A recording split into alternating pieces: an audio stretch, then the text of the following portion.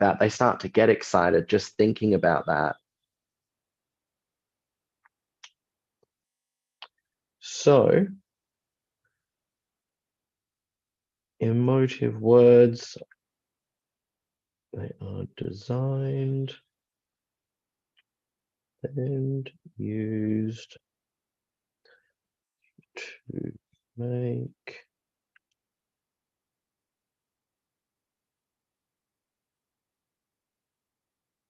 the audience feel a certain way. So some examples of emotive language might be words like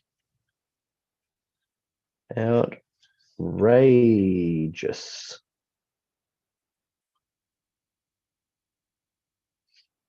or again, exciting,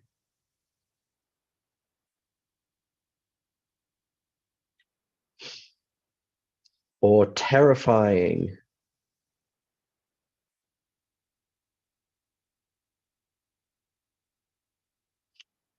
or heartwarming, for example.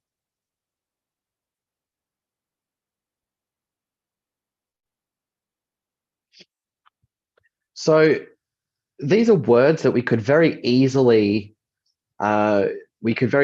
use more simple words. So instead of something being outrageous, we could say that that was a bit intense, or that was a bit heavy, or that was a bit crazy. But when you hear this word like outrageous, it just really, at least when I see it and I talk about it like that, I start to feel, wow, like that's outrageous. And same as exciting. Again, you hear someone talking about things that are exciting, and we start to get excited. We start to get really interested in it. Or terrifying. Terrifying is a great word for if something's really scary. Just adds that extra bit of feeling to it. And heartwarming, instead of saying something was nice or something is sweet, we say something is heartwarming, because when we use that word or we feel that feeling, we tend to get this nice, happy, warm feeling in our chests, like everything's going to be okay, everything's going to be good. So that's what they use the word heartwarming for. Our next topic, or our other type of words we'll be discussing today, are powerful words.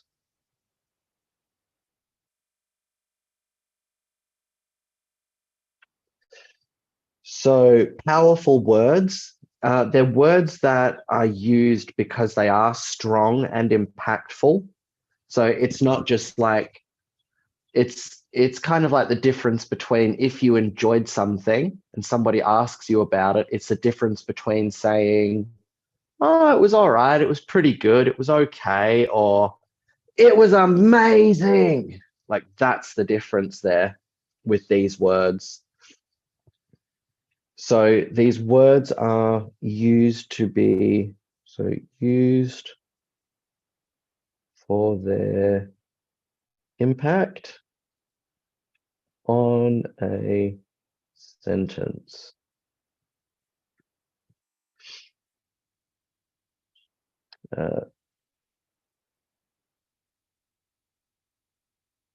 So they grab the reader's attention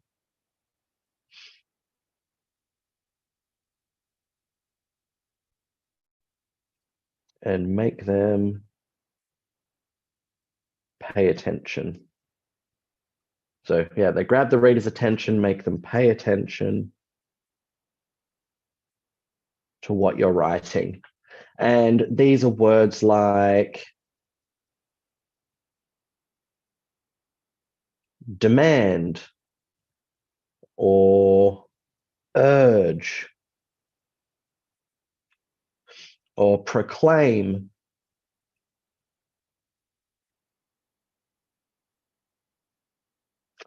So these are words that we can use to describe what people are doing. So if someone asks you for something and they're being quite loud and forceful about it, instead of saying, well, he told me I had to give him this, he told me I had to hand my phone over, and he was very forceful, you can just say, he demanded that I give him my phone. And you just feel that extra oomph in the sentence when you say a word like demand or urge, for example. An urge is a very strong desire to do something. So if you're really looking forward to playing your new video game on the TV tomorrow, but tonight you just can't get to sleep, you're really excited, so you try and sneak up to play that video game for a bit. That's because of the urge you had to play that video game. And again, you just hear it in the way that it's pronounced or the way that it's said. He had the urge to play that video game. It just really gives it just that, again, just that extra bit of feeling in the sentence. And finally, proclaim is another way of saying, I told you, like I told you something, or I made an announcement. So instead of saying something like, the man in the shop said that aisle 7 was closed, we could say, the man in the shop proclaimed that aisle 7 was closed. It just sounds stronger. And the other use of powerful words is they can be descriptive. So they can be used to describe something that's happening, or they can be used to describe someone. And they're words like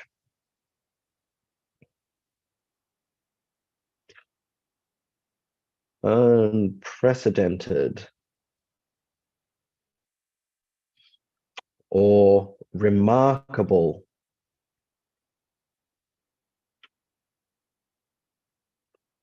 or catastrophic.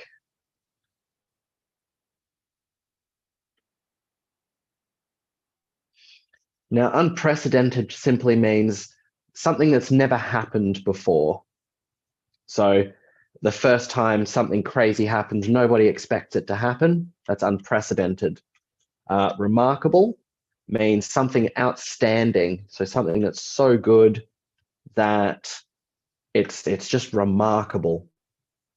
And catastrophic is something so absolutely terrible that it's just simply a catastrophe. So these examples of these powerful words, how we can use them, these will really add a lot of, they'll really add a lot of depth to your writing, help you to get the audience to feel things, and to really help set the tone of the writing that you're doing. Now, the next thing I would like to do is I am going to share a piece of persuasive writing with you, and I would like for us to go through it and attempt to look for any emotive language or power words.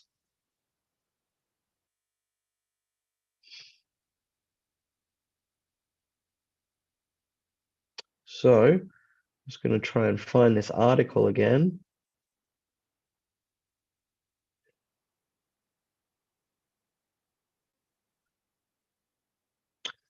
Strongly, depending on the context, although I would say depending on the context that it's used in. So if I was just to say, if I was to send a strongly worded letter, that would just mean that I was going to write someone a letter where I was perhaps not going to be the most polite. So maybe not a power word, but it certainly has the potential in the right circumstances.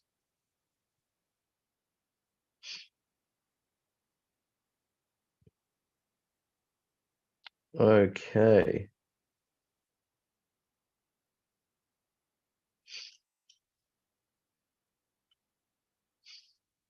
Okay, I think I found a good article to read.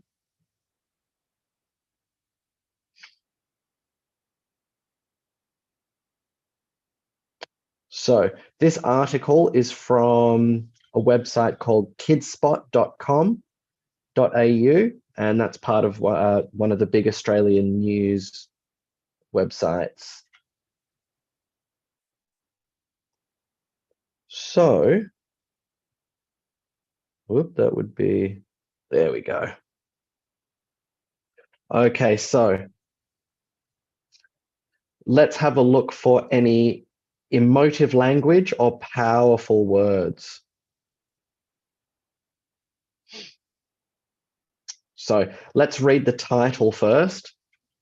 $58 for a plastic wand. Parents fuming over insane merch costs at Disney on Ice. Does anybody see any emotive language in our title?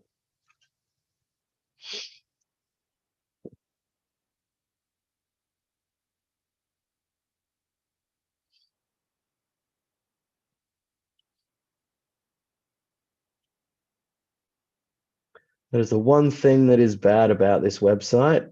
You get a fair few ads. But so does anybody see any emotive or powerful words in this title?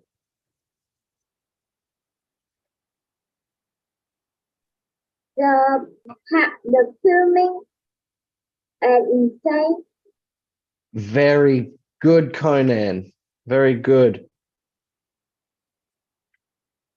Fuming and insane. So parents weren't just angry or upset over the cost of this merchandise, they were fuming about it. So that's emotive language designed to get you feeling outraged and feeling, what, $58?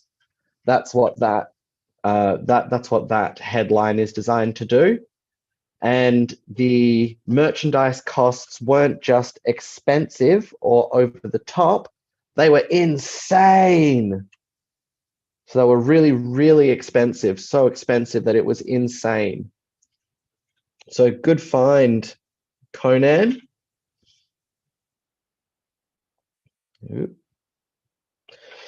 So we weren't paying $50 for a toy that is $15 at Kmart, one mum commented. Guess we will be skipping right past the merch table. So that's just a bit of a quote from the article.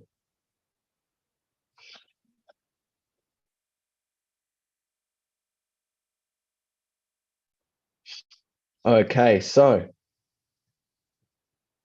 Disney on Ice fever is in full swing with the touring ice show extravaganza hitting major cities across the country. Is there any powerful words or emotive language there?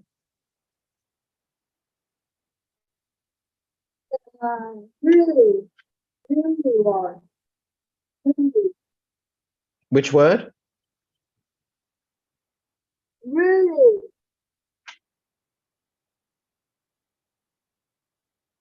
No, I would say extravaganza, because it isn't just an event, it isn't just a show, it's an extravaganza. It's this all-out crazy, super happy place. So it's more than an event, it's more than a show, it's an extravaganza. But the magical production, this year themed around 100 Years of Wonder, is hitting parents where it really hurts right now, their hip pockets. Do you see any powerful language or any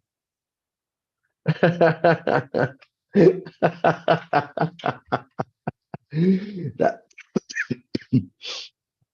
that's just how crazy um, the state of the economy is getting at the moment, that inflation is that high that people can feel justified to charge $58 for a little plastic one that lights up for kids, because the kids will have a tantrum if the parents say no. So then the parents have to buy it to keep the kids happy, and it's this whole thing. But I know it is quite crazy, isn't it? $58 for a wand. So, have we found any? You probably could buy that much, but why would you want to buy that much plastic? Anyway, so let's have a look at this next this next line. But the magical production this year, themed around 100 years of wonder, is hitting parents where it really hurts right now, their hip pocket. So would you say there's any emotive language or any powerful words in that sentence?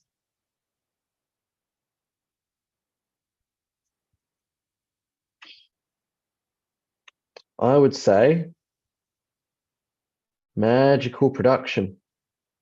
The word magical, it could have been the family favorite, the happy, but they've used magical because Disney liked to use that word magical because that's part of what they try to bring to children around the world when they're not charging $58 for a wand, that is. So, with tickets priced between $30 for the nosebleed section and $140 for front row seats to see Mickey, Donald, and Elsa up close and personal on the ice, the special outing does not come cheap. So there's not really any emotive language in that line there or any powerful words. So let's move on. Add to that venue parking up to $80. Drinks and snacks with a triple stadium markup. And the inevitably unavoidable merchandise table, stacked with spinning, singing, flashing Disney toys. It's a day your bank balance won't forget in a hurry. So, all right, so there wasn't any there. So then have we seen any emotive language or powerful words in this sentence?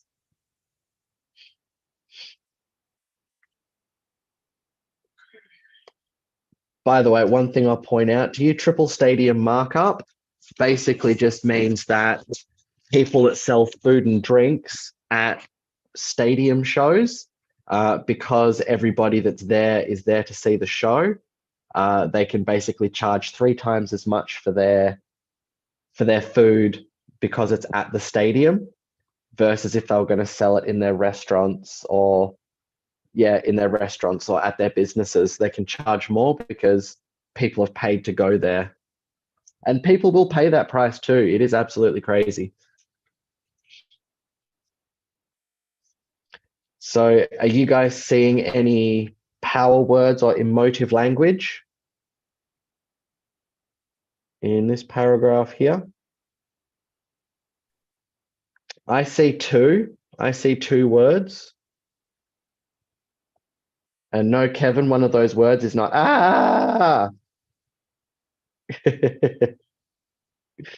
So the emotive words, I would say, are inevitably unavoidable. I did not see that until you typed it in, Kevin. He is a bit crazy, isn't he, Stella? So, inevitably unavoidable. That to me means like there's nothing you can do, there's nothing you can say. You're not going to be able to escape from the merchandise table. So that to me is very, if you'd like. So that to me is very kind of paints it in a rather negative light. Like to me, I read inevitably unavoidable merchandise tables, and I just feel, oh, this is hopeless. So stuck with spinning, singing, flashing Disney toys.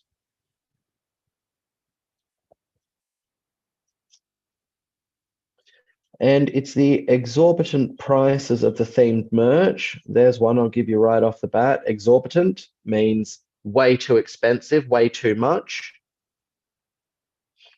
Price of the themed merch, all perfectly positioned throughout the stadiums so that it's impossible for little eyes not to see.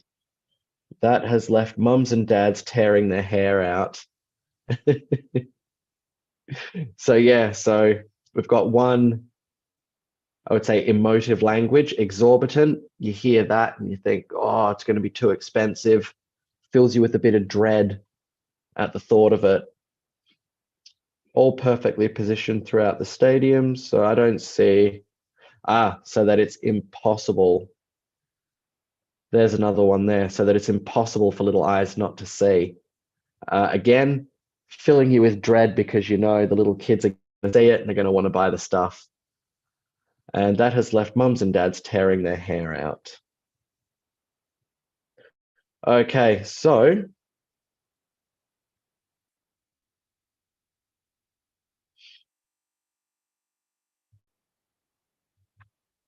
I want you guys to point out a few of these things. Kevin, calm down.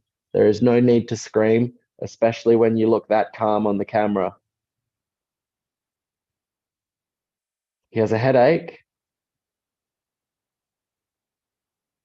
He's crazy again. Okay, so I want you guys to point this one out to me, please. Many have taken to social media to vent their frustrations after paying premium prices for cheap plastic toys that could easily be found at a budget retailers for a fraction of the price. So,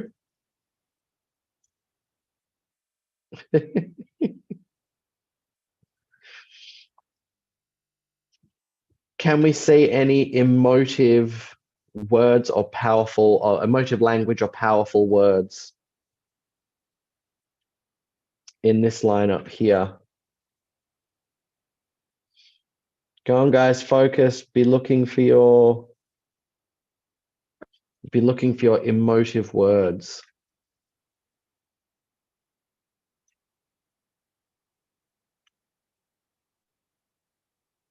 Sus medicine.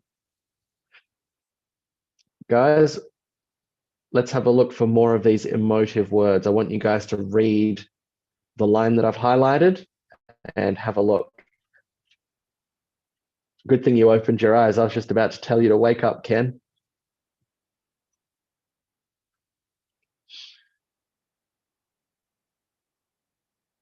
So do we see any emotive language in that paragraph?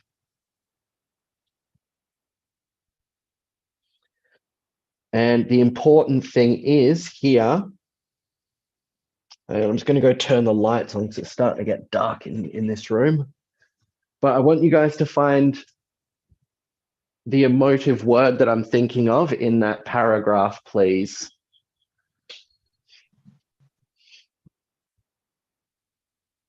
Premium. Frustration.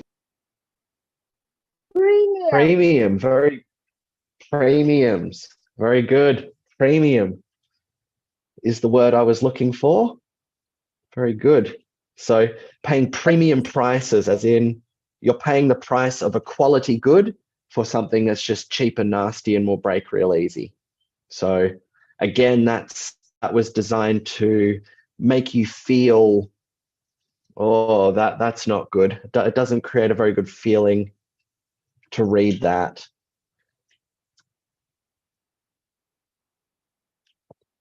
$55 for a bubble wand was absolutely ridiculous, one mum complained on TikTok. Find the emotive language or the powerful word in that sentence.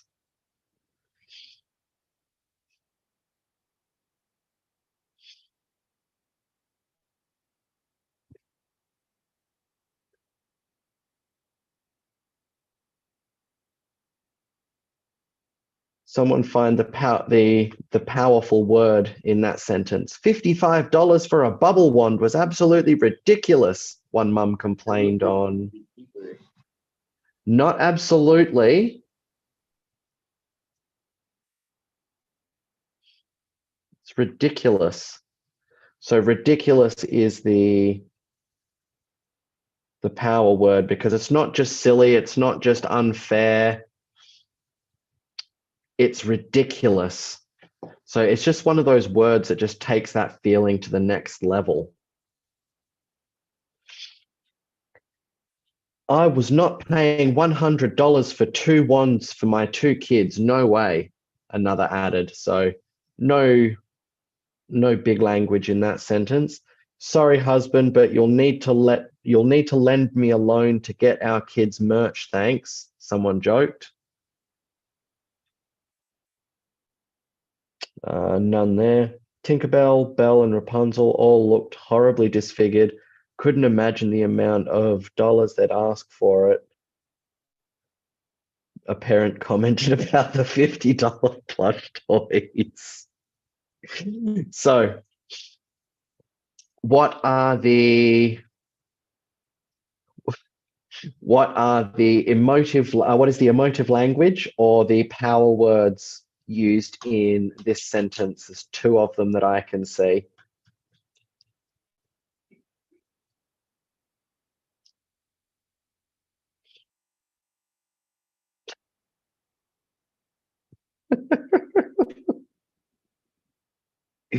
Not only is he crazy, but he's driving Stella crazy, and that's not good.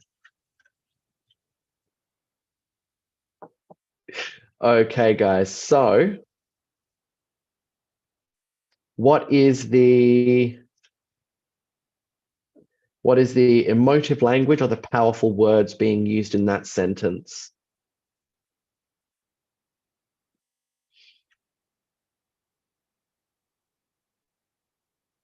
Anybody? This sentence here.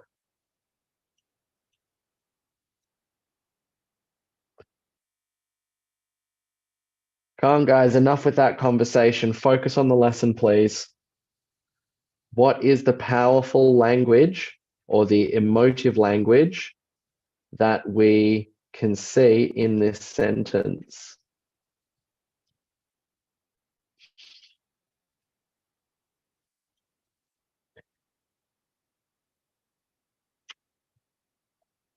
Ken, what do you think?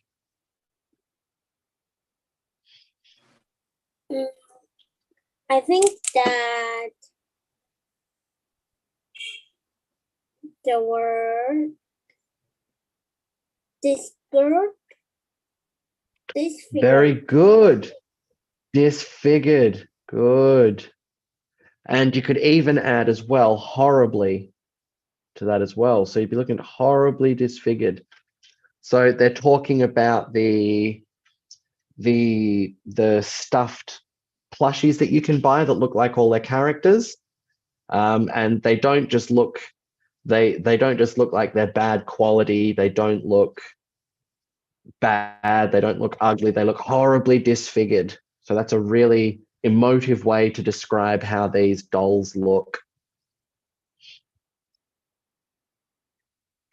And you could say in this next one as well, Belle's face in the soft toys is so jacked for $55. Such a money grab, it's gross. So they don't say Belle's face looks wrong. They and although this is a bit of slang in this instance for jacked, means it looks absolutely terrible. And such a money grab. It's not mean, it's not right, it's gross. Very good. Very good. Gross means disgusting.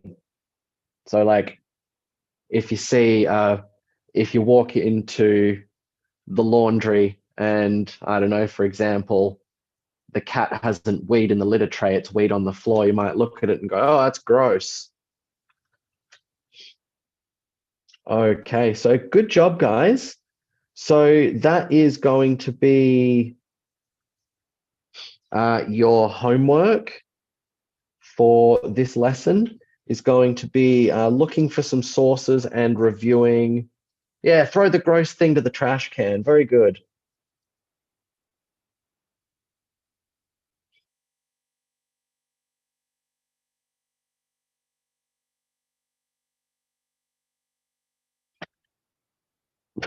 No, don't throw the spar away. Spars are awesome.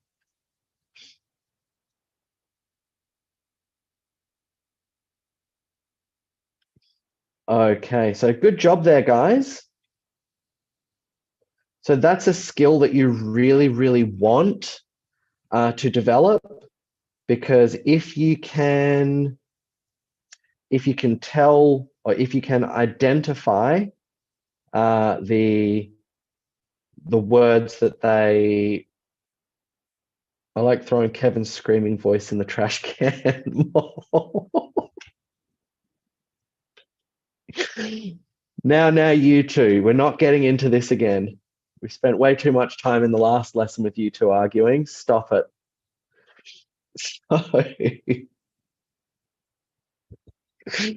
Although I'm not supposed to admit it, but it is a little bit funny when you guys do that. No, it is not the end of your life, Kevin, you drama queen. So the next thing we need to focus on, we're still focusing on the identifying emotive language. So identifying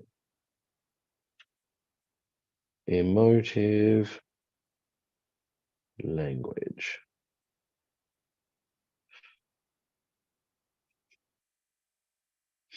That's just an English expression, you drama queen. Doesn't matter whether it's a girl or a boy, everyone is a drama queen if they're being dramatic. If they're being overly dramatic, they are a drama queen. Doesn't matter whether it's a girl or a boy.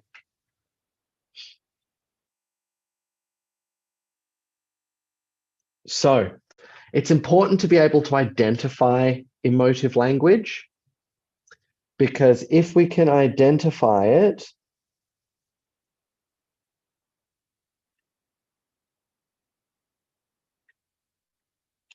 so if we can identify the emotive language,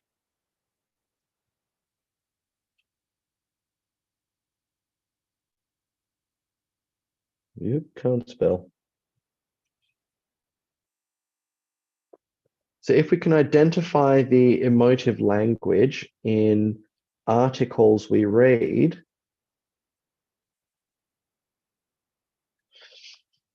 we can then start to figure out, so I'm talking very broken at the moment, because I can't finish the thought without writing it down. Guys, stop it with the whole spammer thing. We can start to work out how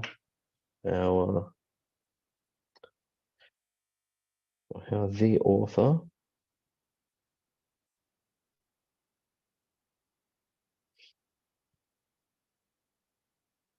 wants us to feel. So does that make sense to everybody? If we can identify the emotive language in articles we read, we can start to work out how the author wants us to feel.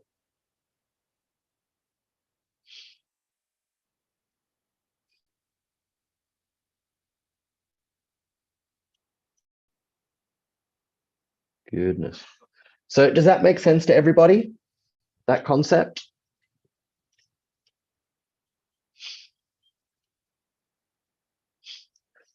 So that's why, and I don't even,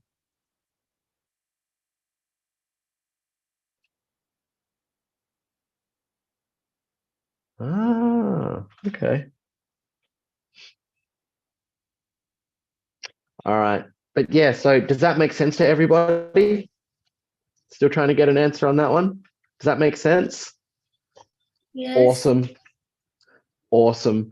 So what I want you guys to start doing is to start reading. You don't have to spend long on it every day, but spend maybe 10, 15 minutes a day reading about just reading news articles or opinion articles, just bits of persuasive writing. And I want you to try to figure out to try and identify the emotive language that they use, so that way you can start to figure out, what does this author want me to think? What does this author want me to feel? What does this author want me to do? And and if you can start to figure that out, then you can really start to put those techniques to work in your own persuasive writing. And that's how you get good at it. Okay, so that is identifying. So the next thing that we need to, or the two things we've got left to talk about today are how to incorporate, can't spell, incorporate emotive language into our writing. So one of the other techniques that we learned about in the persuasive technique video, almost the same. There are a few things co-host can't do that host can. But anyway, when we watched that video of the 10 persuasive techniques to use, why are you screaming for again, Kevin?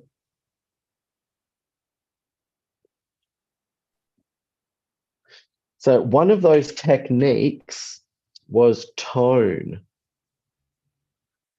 And tone is basically used to set. So tone is basically used to set the mood of your article, or of your writing, rather.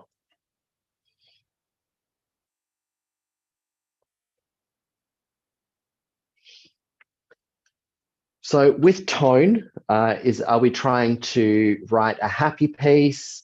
Are we trying to write a sad piece? Are we trying to write a serious piece, an angry piece? What do we want the audience to feel? And that can help us choose the words that we use. And then we come to emotive language.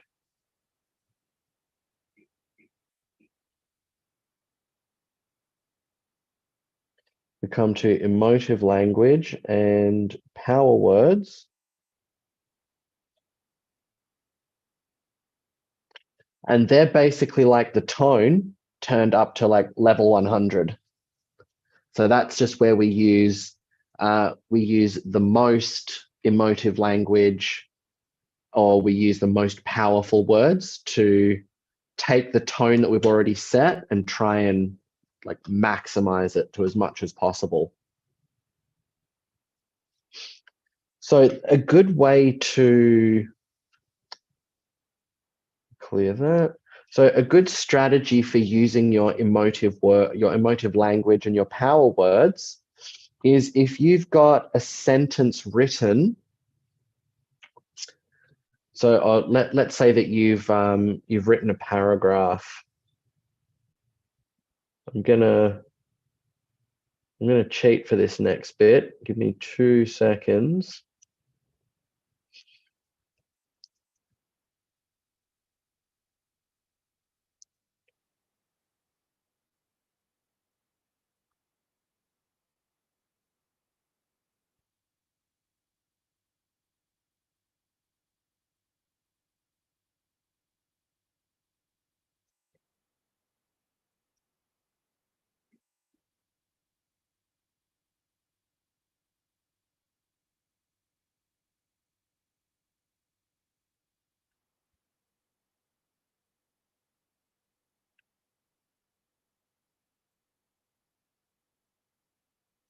Okay, I'll hold off on those examples. I'll have to show you that properly another time. But basically, let's just say that you've got your paragraph written here, and the tone that you're using, you're deciding that the tone is going to be happy. So paragraph with a happy tone, sentence.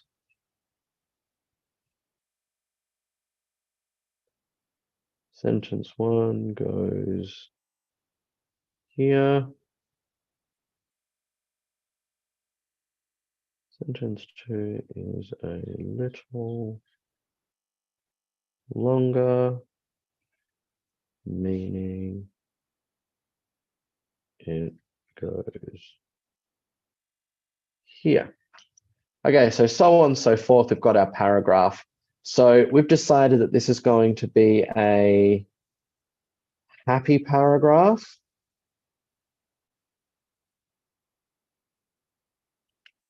So we would go through this paragraph. We go, okay, so sentence one goes here, and we'd say, okay, so it's pretty good, but how can I really bring this point home?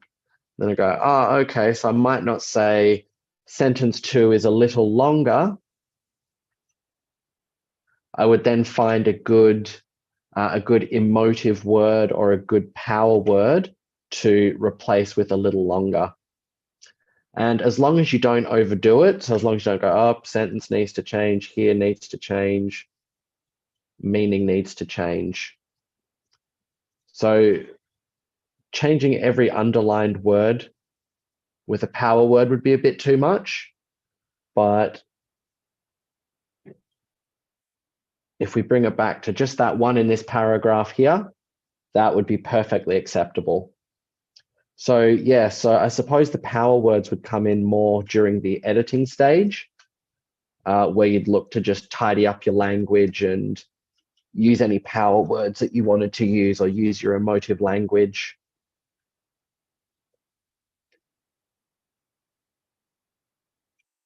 Oh God. We've got the keyboard warriors coming back today. So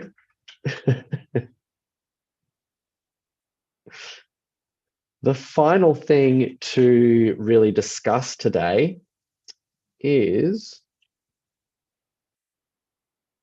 what have we learned? that's right, what have we learned? So the impact of emotive language and powerful words on the reader. So emotive language, like we're sitting here and talking about it now, and I can see based by the looks on your faces, it's not having the desired the desired result on you as I'm saying that it does. But that's because we're sitting here and talking about it. But if you were to actually read a piece of persuasive writing, like you would see, like in that Disney article, what were some of your reactions when we saw the whole $58 for a plastic wand thing? But a few of you going, that's crazy, and I could buy lots of plastic for $100 and make thousands of those wands, and it's so expensive.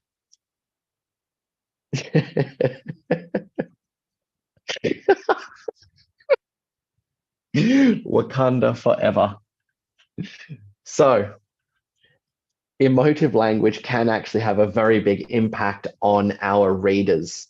So just because we don't feel it as we write it, or maybe you will sometimes, but just because you don't feel it when you write it doesn't mean the audience won't feel it when they read it.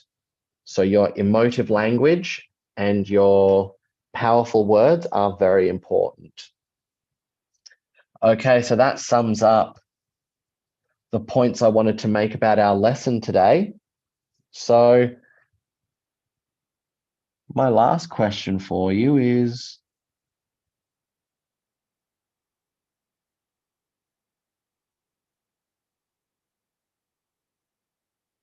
what did we learn today? Word. Pardon? We learn about strong words. We did. We learned about power words. We learned that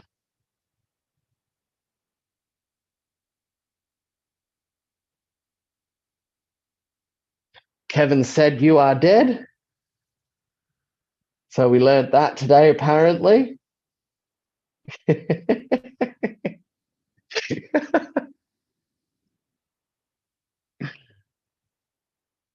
So what did we actually learn today, guys? What are emotive language? What are power words?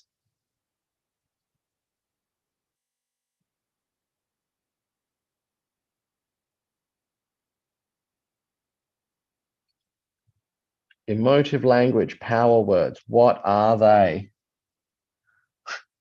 We learned premium.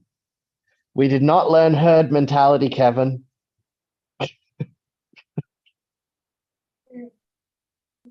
So someone tell me, what are power words? What do we use them for?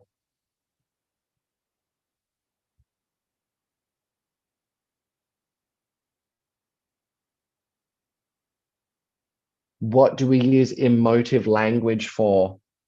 We use emotive language to grab attention from the person you want to grab the attention from.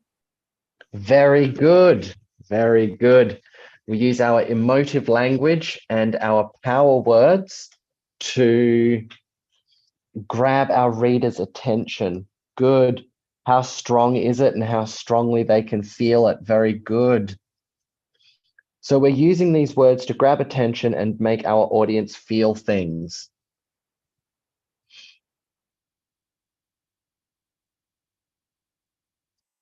No, not herd mentality, Kevin.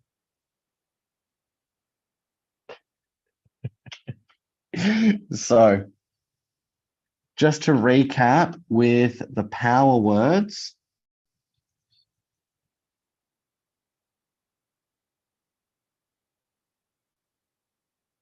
we have two different types. We have verbs or doing words. And we also have descriptive words.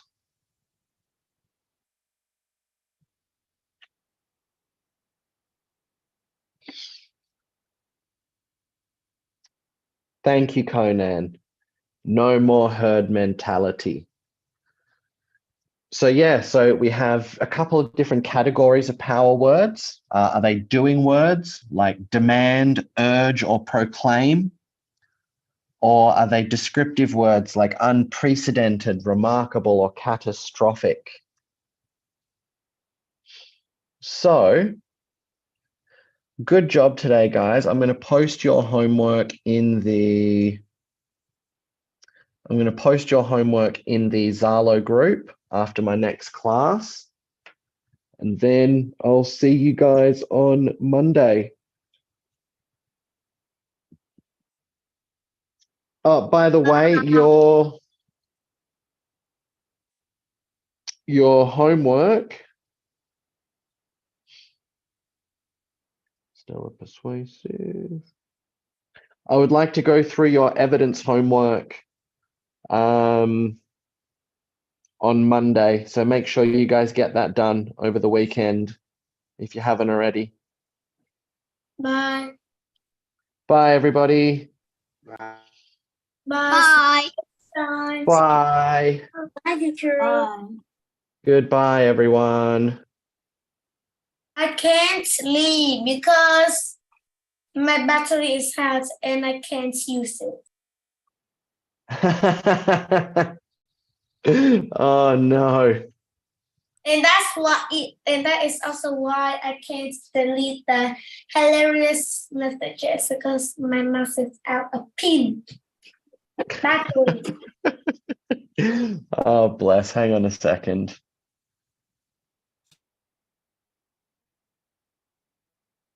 I think I can remove you from the conversation. So I'll see you on Monday. I'll say goodbye now. See you, Stella. Goodbye.